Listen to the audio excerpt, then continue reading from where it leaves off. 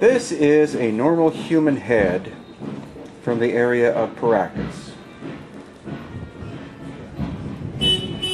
Now, what makes it normal is the fact that the shape is normal.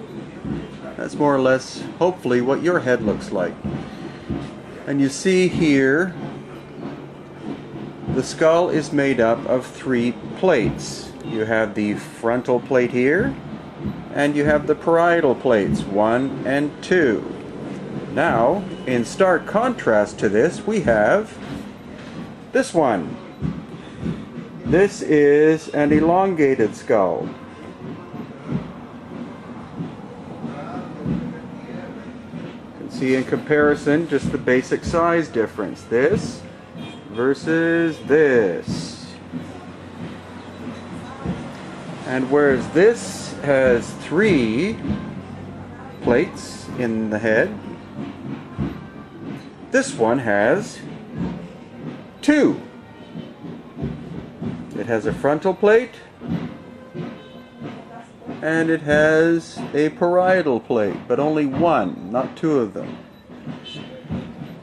Another interesting feature is you see this hole in the jaw. That's where nerves and blood vessels flow to feed the jaw with nutrition.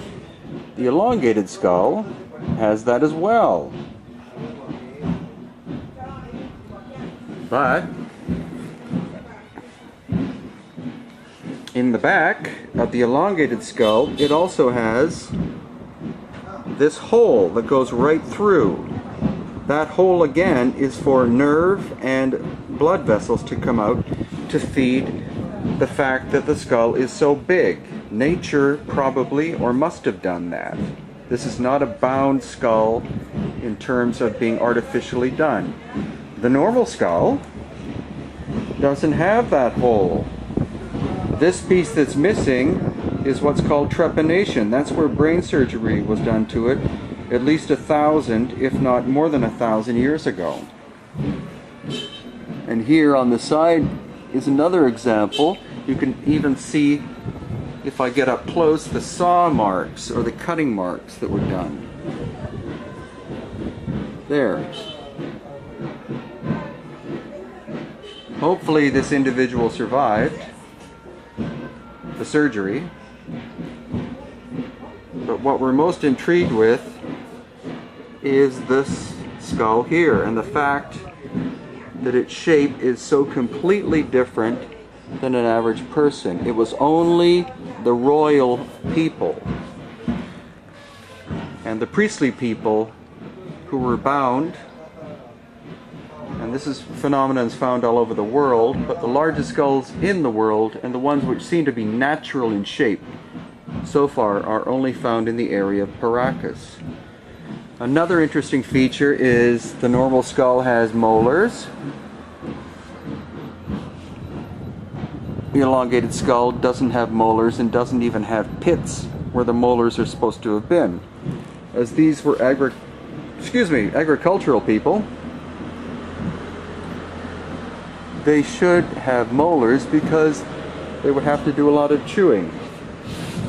Let's also do a comparison of the eye sockets. You see, here's a normal eye socket size. This one is at least larger and different in shape.